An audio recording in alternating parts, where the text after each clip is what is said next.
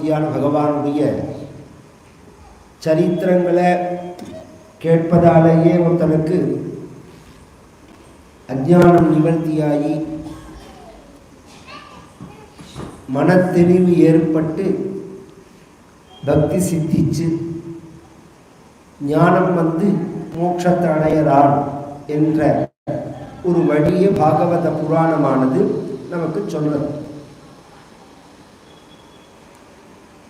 பகவானுடைய சிருஷ்டியிலேருந்து ஆரம்பித்து பகவானுடைய சரித்திரங்களை சொல்றது. அதில் ஸ்வயம்புவ மனு அப்படிங்கிறவர் இந்த மன்வன் சிருஷ்டியில் முதல்ல மனு. அவர் மனுங்கிறது காமன் பெயர், ரொம்ப பேருக்கு அது தெரியாது. மனு அப்படிங்கிறது காமன் பெயர். இப்போ 7வது மன்வந்தரம் ஸ்வயம்புவ ஸ்வாரோச்சிஷ உத்தம தாமச ரைவத சாட்சுஷ, இப்படி 6 மன்வந்தரம் முடிஞ்சு இப்போ 7வது மன்வந்தரம் வைவஸ்வத மன்வந்தரம் அப்படின்னு பெயர். இது எல்லாமே பகவானுடைய அவதாரம். மனுவே பகவானுடைய அவதாரம். அப்படிங்கிறத மனு அப்படிங்கிறவர் பொது பெயர். இந்த ஸ்மிருதின்னு சொல்கிறானே, இதில் எந்த மனுவை சொல்கிறான்னு அவளுக்கும் புரியாது, நமக்கும் புரியாது. மனு நீதிங்கிற அர்த்தத்தில் ஒரிஜினலாக இந்த ஸ்வயம்புவ மனு சொன்னது தான். முதல்ல அவர் வகுத்த சட்டங்கள் தான் அது. அரசர், உலகத்துக்கு முதல் அரசர் அவர் தான். அவருக்கு 2 மகன்கள், பிரியவிரதன் உத்தானபாதன். இந்த பிரியவிரதன் அப்படிங்கிற மகன் தவத்துக்கு போயிட்டான். பொதுவாக அந்த காலங்களில் எந்த காரியம் செய்யறதா இருந்தாலும் தப்போபலத்தை அடையணும்னு நினைப்பாரு. தப்போபலத்தை அடைஞ்சுட்டு தான் காரிய சித்தி ஏற்படும் அப்படிங்கிறதுக்காக இவர்கள் தபஸுக்கு போன உடனே இந்த 2வது பையனான உத்தானபாதனுக்கு இதை அணைச்சது வேண்டாம், அதே அதிகம். உத்தானபாதனுக்கு பட்டாபிஷேகம் பண்ணி வச்சு அந்த உத்தானபாதனுக்கு 2 மகன்கள், மனைவிகள் சுனீதி சுருச்சின்னு. மூத்த மனைவிக்கு சுனீதின்னு பேர், 2வது மனைவிக்கு சுருச்சின்னு பேர். இது ராஜவம்சத்தில் ராஜாக்கள் பல கல்யாணங்கள் பண்ணிக்கிறது அப்படிங்கிறது சரித்திரங்களில் இருக்குது. அந்த காலத்தில் இதுக்கு என்ன காரண காரியங்கிறது யாருக்கும் தெரியாது. இது ஒரு வகையில் சௌக்கியமாக கூட இருக்கும். இப்போ நாம் கூட நினைக்கலாம், அவன் 2 கல்யாணம் பண்ணிக்கலாமா 3 கல்யாணம் பண்ணிக்கலாமான்னு.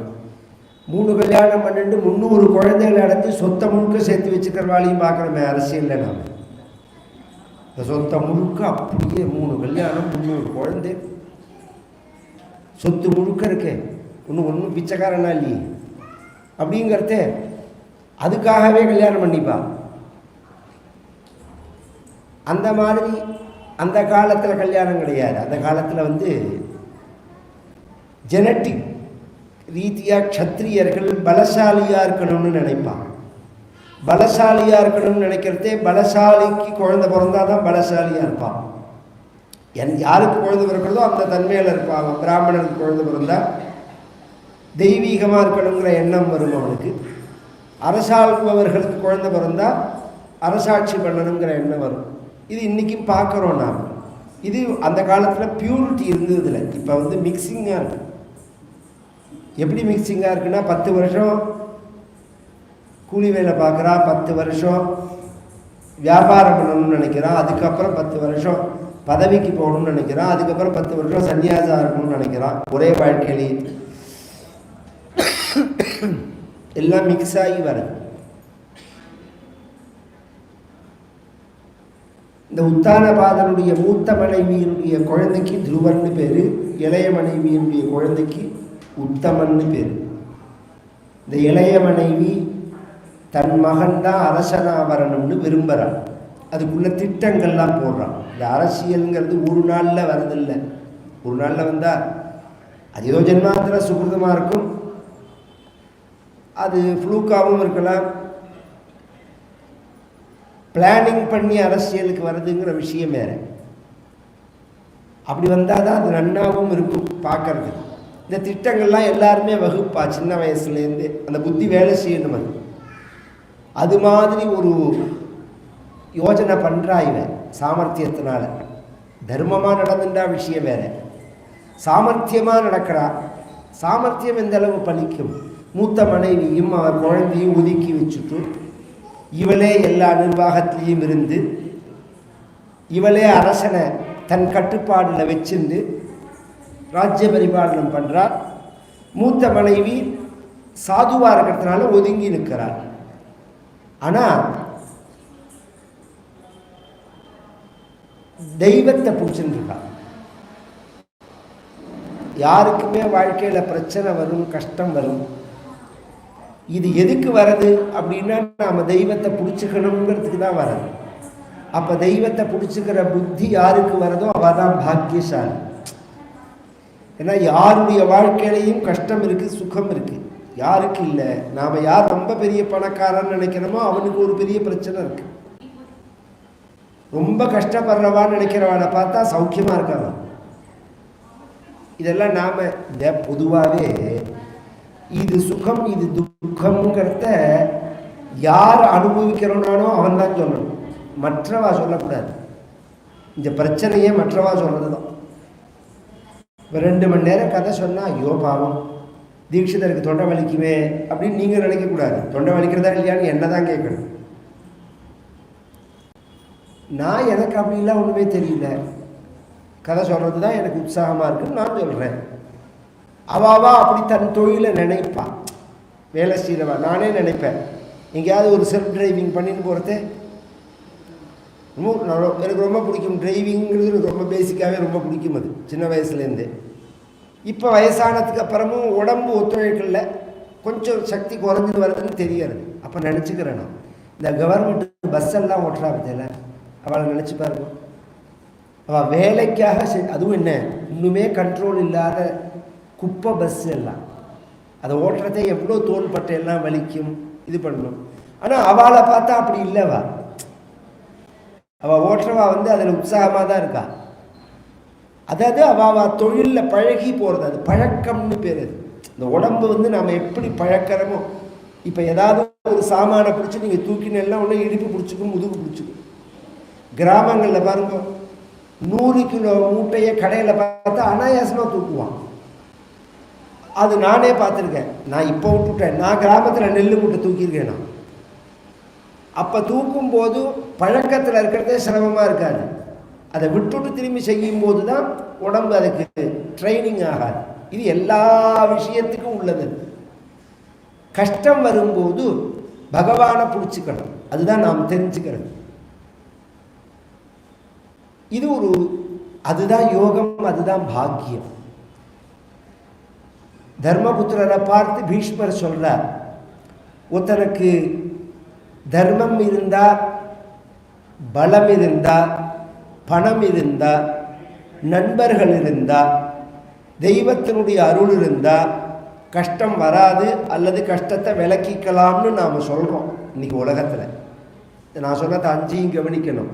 தர்மம் இருக்கணும், உடம்பு பலம் இருக்கணும், புத்தி பலம் இருக்கணும், பதவி பணம் இருக்கணும், நண்பர்கள் ஆள் பலம் இருக்கணும், தெய்வ பலம் இருக்கணும்.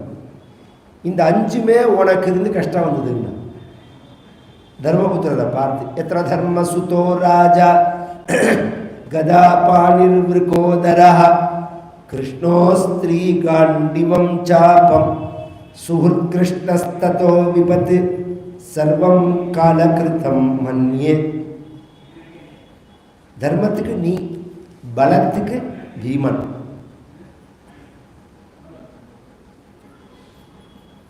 சகாயத்துக்கு அர்ஜுனன், நகுல சகதேவர்கள்லாம்.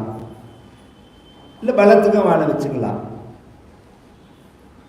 தெய்வம் பதவி, எவ்வளோ பெரிய பதவியில் இருந்த நீ. தெய்வ பலம்னா பகவான் கோபாலன் ஸ்ரீயப்பதி வைகுண்டவாசி. 125 வருஷம் வைகுண்டத்தை சீல் வச்சு பூட்டிட்டு தலையில் முண்டாசை கட்டின்னு உங்கள் ஆத்துல குதிரையை குளிப்பாட்டினுந்தான் பகவான். அர்ஜுனனோட குதிரையை பகவான் குளிப்பாட்டு வரான் தினம் பிரியத்தினால. இத்தனை இருந்தும் உனக்கு ஏன் கஷ்டம் வந்தது? சர்வம் காலகிருத்தம் மன்னியே. காலம்னு நினைக்கிறேன் அப்படின்னோடனே நமக்கு ஒரு சந்தேகம் வரும். அப்போ காலம்தான் எல்லாத்துக்கும் காரணம்னா நாமையே காரியம் செய்யணும். புண்ணிய பாபங்கள்லாம் என்னத்துக்கு? நல்ல காரியங்கள்லாம் ஏன் செய்யணும்? நடக்கிறது தான் நடக்கும்னா நடந்துட்டு போட்டோமே அப்படின்னா அப்படி இல்லை. எல்லாருக்குமே சுகம், இது ஃப்ளக்சுவேஷன் இருக்க தான் இருக்கும். ஏன்னா இதுக்கு துவந்துவம்னு பேர். இந்த 2வது அத்தியாயம் முழுக்க பகவான் அர்ஜுனனுக்கு உபதேசம் பண்ணும்போது ஸ்தித பிரஜன்கிற விஷயத்தை எடுத்து சொல்லிகிட்டே இருக்கார். கடைசியில் கூட அவன் கேட்குறான், ஸ்தித பிரஜ்ஞஸ்ட கா பாஷான்னு கேட்டான். சுகதுக்கே சமயகிருத்வா லாபா லாபம் ஜயா ஜெயம் அப்படின்னு சுகம் துக்கம் மானம் அவமானம் லாபம் நஷ்டம் வெற்றி தோல்வி இது எல்லாருக்கும் இருக்கும் வாழ்க்கையில். ஏன்னா சுகம்னு இருந்தால் துக்கம் இருக்கும், லாபம்னு இருந்தால் நஷ்டம் இருக்கும், மானம்னு இருந்தால் அவமானம் இருக்கும், வெற்றின்னு இருந்தால் தோல்வி இருக்கும், சீதம்னு இருந்தால் உஷ்ணம் இருக்கும். ஆனால் சுகம் துக்கம் எல்லார் வாழ்க்கையிலையும் உண்டு, பகவான் எல்லார் வாழ்க்கையிலையும் கிடையாது. சுகம் துக்கம் எல்லார் வாழ்க்கையிலையும் உண்டு, பகவான் எல்லார் வாழ்க்கையிலையும் இருக்கானான்னு கேட்டால் கிடையாது. உன் வாழ்க்கையில் இருந்தால் அதுதான் அதிருஷ்டம்ங்கிறது. அந்த கஷ்டம்னா அது என்னன்னே தெரியாதபடிக்கு தாண்டி விச்சான். வத்சபதம் ஸ்ம எத்ப்ளவாஹா அப்படின்னு பின்னாடி பரீட்சித்து தசமஸ்கந்தத்தில் சொல்கிறான். ஒரு மாடு கால் வச்சா அதில் ஒரு பள்ளம் வரும் மழை பெஞ்ச சமயத்தில், அதில் ஜலம் தேங்கும், குளம்படின்னு சொல்லுவார், குழம்பு வைக்கிற அளவு. அதை நடந்து போகிறதே தாண்டறதுக்கு நாம் ஏதாவது முயற்சி பண்ணுவோமா? பெரிய ஜலம் இருந்தால் வேஷ்டி கீழ்ச்சியெல்லாம் தூக்கின்னு தாண்டுவோம். இத்தினோண்டு மாடு கால் வச்ச அளவுக்கு ஒரு பள்ளத்தில் ஜலம் இருக்குன்னா நடக்கிறதே சகஜமாக அதை தாண்டின்னு போவோம். அது மாதிரி வாழ்க்கையில் வந்த பிரச்சனைகள் எல்லாம் சகஜமாக தாண்டி வச்சால் பஞ்சபாண்டவர்கள் பகவான். இதுதான் பகவான் கூட இருக்கிறதுங்கிறது.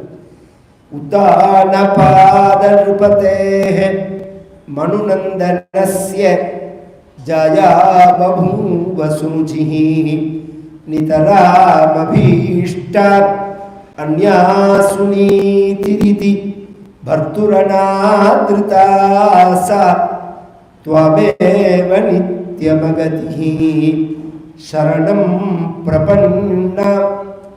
இன்னும் சொல்லப்போனால் நமக்குன்னு ஒருத்தர் இல்லாமல் இருக்கிறது கூட ஒரு விதத்தில் நமக்கு ப்ளஸ்ஸு தான். இந்த மனசு இருக்குது பாருங்க, இது எத்தனை பேர் நமக்கு இருக்கிறாளோ அத்தனை பேர்கிட்ட பிரித்து கொடுத்துட்றோம். நாம் மனைவி இருந்தால் மனைவிக்கு கொஞ்சம், குழந்தைகள் இருந்தால் குழந்தைகள்கிட்ட பிரியம், பேரம்பேத்திகள் இருந்தால் பேரம்பேத்திகிட்ட பிரியம், சகோதர சகோதரிகள் இருந்தால் அவள்கிட்ட பிரியம். இப்படி எல்லாத்தையும் மனசை பிரித்து கொடுத்துட்டு பகவான்கிட்ட வரத்தே மிச்சம் ஒன்றும் இல்லை. ராமகிருஷ்ண பரமஹம்சர் சொல்லுவார், கங்கையிலேருந்து ஒருத்தன் சின்ன கால்வாய் வெட்டி வயலுக்கு நீர் பாய்ச்சறதே, அதில் வர ஜலம் எங்கேயும் லீக் ஆகாமல் இருந்தால் தான் வயலில் வந்து நேராக சேரும். அது வர வழியில் அது லீக் ஆச்சுன்னா வயலுக்கு ஒரு சொட்டு ஜலம் கூட வராது. அது மாதிரி வாழ்க்கையில் எந்த இடத்துலையும் மனசை லீக் பண்ணாமல் நேராக பகவான்கிட்ட கொண்டு சேர்க்கணும். அங்கங்கே நாம் கொடுத்துட்டோம்னா வைகையாறு மாதிரி, வைகையாறு சமுத்திரத்திலேயே சேராது. அது மாதிரி மனசு பகவான்கிட்டயே போகாது. அதனால தான் சின்ன வயசில் இன்னொருத்தற்ற மனசை கொடுக்கறதுக்கு முன்னாடி முதல்ல பகவான்கிட்ட கொடுக்கணும்னு தான் சொல்கிறான் பிரகலாதன். கௌமார ஆச்சரேத் பிராஜ்யா, சின்ன வயசுலேயே பக்தி வந்துடணும் அப்படிங்கிறான். இதெல்லாம் ரொம்ப பெரிய விஷயங்கள். நம்ம பெரியவா எல்லாருமே அப்படிலாம் நம்மளை வாழ்க்கையில் பழக்கியிருக்காங்க. ஆரம்பத்துலேருந்தே தெய்வத்தை காமிச்சு காமிச்சு காமிச்சு உமா செய்வார், தெய்வத்தை பிடிச்சிக்கோ, கஷ்டங்கள்லாம் நிவர்த்தியா எல்லாருக்கும் இருக்குது. கஷ்டம்னு நினச்சாதானே கஷ்டம். கஞ்சியை குடிச்சா கூட சௌக்கியம், பிடிச்சி சாப்பிட்றோம் இல்லைன்னா கரைச்சி குடிச்சிட்டு போகிறோம்பா கிராமத்தில். பிடிச்சி சாப்பிட்டா இருந்தால் பிடிச்சி சாப்பிட போகிறோம், இல்லை கரைச்சி குடிச்சிட்டு போகிறோம். இது ஒரு பெரிய, இப்போ தான் இதெல்லாம் வந்து நம்மளை அப்படியே ஒரு மாயையில் மாற்றி விட்டுட்டான். எனக்கு தெரிஞ்சு ஒரு 33 வயசு வரைக்கும் கார்த்தால நான் காஃபி பால்லாம் குடிச்சதே கிடையாது, பழக்கமே கிடையாது. இல்லாமல் இல்லை, அப்படி ஒரு பழக்கமே கிடையாது. ராத்திரியில் பால் சாப்பிடுவோம், பால் சாப்பிடுவோம், நிறையா மாடெல்லாம் கறக்கும். காத்தால பழையது தான் சாப்பிடுவோம். மிஞ்சி போனால் கஞ்சி வைப்பா, அந்த கஞ்சி சாப்பிடுவோம் கொஞ்சோண்டு. இதுதான் பழக்கம். எல்லாரும் பழையது சாப்பிடுவா. அந்த காலத்தில் பழைய குழந்தைகளுக்கெல்லாம் காலத்தால் பழையது சாப்பிடுவாள். இன்றைக்கி இப்போ கிருஷ்ணா ஸ்வீட்ஸில் பழையதை விற்கலாம். யாருக்கா தெரியுமா? அது அமெரிக்காவில் அதை ரிசர்ச் பண்ணி அந்த பாக்டீரியா விஷயமாக வயருக்கு குடலுக்கு ரொம்ப ஒரு ஹெல்த்துன்னு சொன்ன உடனே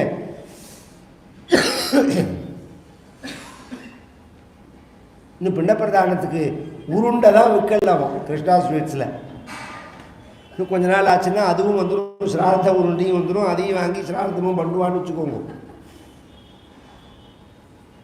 இல்லை, எல்லாமே அவளை விற்கிறவாளை தப்பு சொல்லலைன்னா நம்மளோட ஒரு சோம்பல் அஸ்ரத்தான காரணம். ஒரு பிள்ளையார் சதுர்த்திக்கு ஒரு 12 குழக்கட்டை பண்ண முடியாதா?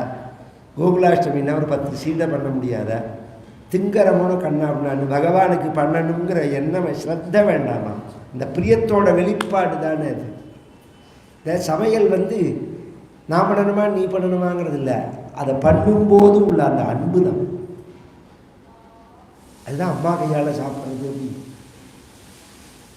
சாஸ்திரமே பிரார்த்திக்கிறது, அக்ஷதம் விப்ரஹஸ்தேன மாத்ருஹஸ்தேன போஜனம். அக்ஷத பிராமணா கையால் தான் வாங்கிக்க மந்திரம் சொல்லி. மாத்ருஹஸ்தேன போஜனம், அம்மா கையால் சாப்பிடணும். அம்மா கையால் சாப்பிட்றதுன்னா என்ன? ஒரு சாதத்தை பிசைஞ்சுட்டு எடுத்து போட்டான்னா மோரிஞ்சாத்துக்கு அதில் மோர் ஊற்றிருக்கானோ இல்லையோ அந்த கை பட்டது அமிர்தமாக இருக்கும். அம்மாவோட கை பட்டது அப்படிங்கிறது அது அவாவாளுக்கு உள்ளது. அவாவாளுக்கு ஒரு அனுபவம்.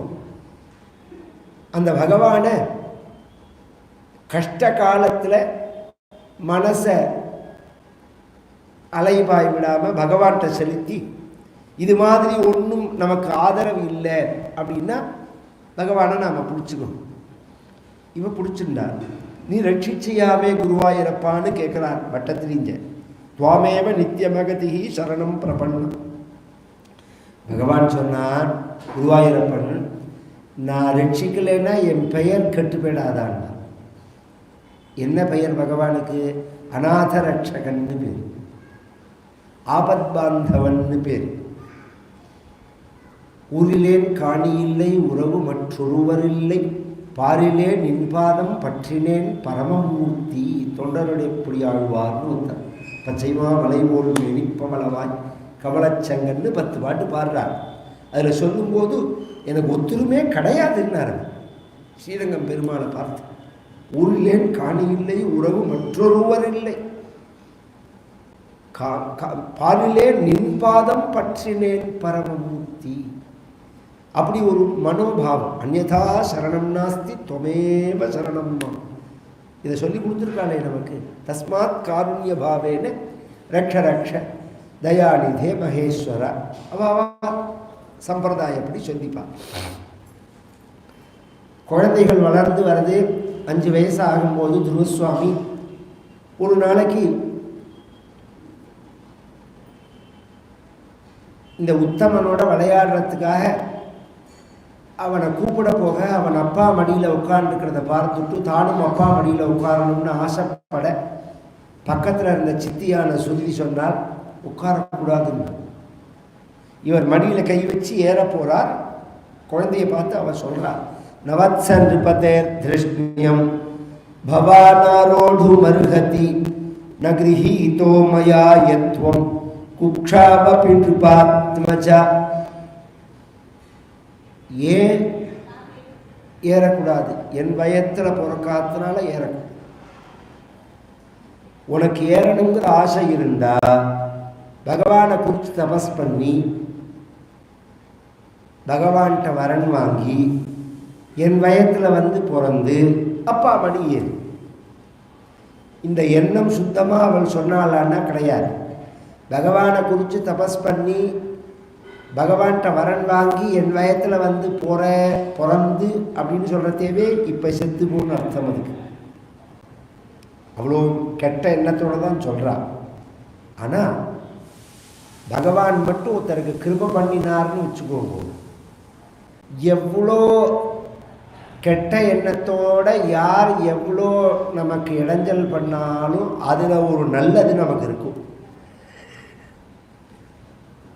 அது நல்லதாக நமக்கு அமையும். அதுக்கு உதாரணம் துருவசுவாமி. பகவானை போய் பிடிச்சிக்கொண்டாலும் நீ செத்து போயிட்டு என் மடியில் வந்து போகிறோம், எனக்கு வந்து பிள்ளையா போகிறேன்னு சொல்லலாம். அப்படி சொல்லலை. பகவானை குறித்து தபஸ் பண்ணினான். தன் அம்மாட்ட வந்தான் துருவசுவாமி. இது மாதிரி சித்தி சொன்னான்னா அவன் சொன்னது கரெக்டு தான். ஏன்னா எதை அடையணும்னு ஆசைப்பட்டாலும் பகவானுடைய கிருபையினால் அடைஞ்சாதான் அது சாஸ்வதமாக இருக்கும். பகவான் கிருபை பண்ணினார்னா எதை வேணாலும் அடையணும். அதனால் நீ பகவானை குறித்து தபஸ் பண்ணு அப்படின்னு அவன் அம்மாவும் சொல்ல, குழந்தையும் வீட்டை விட்டு வெளியில் வந்துடும். இதுக்கு பகவான்னா யார், தவம்னா என்ன, எப்படி பண்ணணும், எங்கே பண்ணணும் எதுவுமே தெரியாது. இன்றைக்குமே நான் இப்போ இத்தனை வயசாகிறது நமக்கெல்லாம் இத்தனை விஷயங்களை கேட்டிருக்கோம், படிச்சிருக்கோம். தவங்கிற வார்த்தைக்கு அர்த்தம் சொல்லுங்களேன் யாராவது. தபாஹா, தவம்னா என்ன அர்த்தம்? மூக்கை பிடிச்சின்னு உட்காந்துக்கிறதா, கண்ணை மூடின்னு உட்காந்துக்கிறதா, பாராயணம் பண்ணுறதா, ஜபம் பண்ணுறதா? சரீரத்தை சுத்தி பண்ணிக்கிறதுக்கு தவம்னு பேர். பாபத்தை இல்லாமல் பண்ணிக்கிறதுக்கு தவம்னு பேர். ஒவ்வொரு இடத்துல ஒவ்வொரு ஒன்னொன்ன தபஸா சொல்லியிருக்கு. உபனிஷத்துலேயே இந்த விசாரம் வருது. தானம் தபா, யஜ்ஞம் தபா, மௌனம் தபா அப்படின்னு வந்துட்டு கடைசியில் மௌத்கல்யங்கிற மகர்ஷி சொல்றார், சுவாத்தியாய பிரவச்சனே ஏ வேதினாகோ மௌத்கல்யா தத்தி தபஸ் தத்தி தபா. வேதத்தை படிக்கிறது, வேதத்தை படித்து வைக்கிறது, இதுதான் தபஸுங்கிறார். அத்தியனம் பண்ணுறது, பிரவச்சனம் பண்ணுறது, இதுதான் தபஸுங்கிறார். நாரதர் சொல்கிறார், தபோ நானசனாத் பரங்கிறார். பட்னி கிடக்கிறதுக்கு மேலே தவமே கிடையாதுங்கிறார். இது அவரவர்களுக்கு அவரவர்களுடைய குரு சொல்கிற வழி. இது எதுவுமே இந்த குழந்தைக்கு தெரியாது. இது வர வழியில் நாரதர் வரார். ஏன்னா இது மாதிரி ஒன்றும் தெரியலைன்னாலும் பகவானை நாம் அடையணுங்கிற உறுதி மனசில் இருந்ததுன்னா அதற்கு வழிகாட்டுறதுக்கு குருநாதரையும் அனுப்பிச்சு அந்த குருநாதரே நம்ம கையை பிடிச்சி அழிச்சுட்டும் போவார்.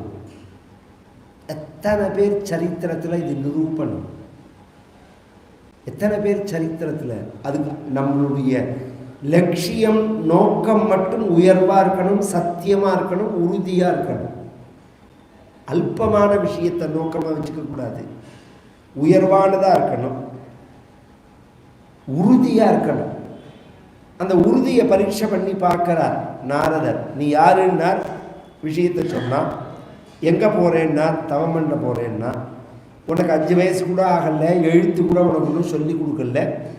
எத்தனையோ மகான்களுக்கு ஆயிரக்கணக்கான வருஷங்கள் தவம் பண்ணி கிடைக்காத பகவானா உனக்கு கிடைப்பான். உங்கள் அப்பா மணி தானே ஏறணும், வா நான் அழிச்சுட்டே உங்கள் அப்பா மணியில் உட்காந்து வைக்கிறேன்னா. இப்படி ஏற இறங்க பார்த்தா குருசுவாமி ஒரு நமஸ்காரம் பண்ணா. என்னடான்னு கேட்டார். இதை சொல்கிறதுக்கு தான் வந்தேலான்னா. ஏண்டான்னா, நீங்கள் சொல்கிறது வாஸ்தவந்தான். பகவான் பெரிய நிலையில் உள்ளவன், அவன் அடையிறது அவ்வளோ சுலபம் இல்லை. எனக்கு எந்த தகுதியுமே கிடையாது. இந்த ரெண்டையும் நான் ஒத்துக்கிறேன். நீங்கள் என்னத்துக்குன்னு கேட்டு, உங்களை மாதிரி குருநாத்தால் என்னத்துக்கு? இந்த 2 பேருக்கும் பாலம் தான். எப்படி எனக்கு அந்த பகவானை அடையிறதுக்கு என்ன தகுதியோ அதை என்கிட்ட வளர்த்து எனக்கு அனுகிரகம் பண்ணணுங்கிறத பகவான்கிட்ட சிபாரிசு பண்ணி அவனுடைய கருணையையும் வளர்த்து என்னுடைய பக்தியையும் வளர்த்து எங்கள் 2 பேரையும் சேர்த்து வைக்கிறதுக்கு தானே குருன்னா. குரு நினைச்சா சாதாரண தகுதி இல்லாதவனை கூட உயர்ந்த நிலைக்கு கொண்டு வைக்கலாம்.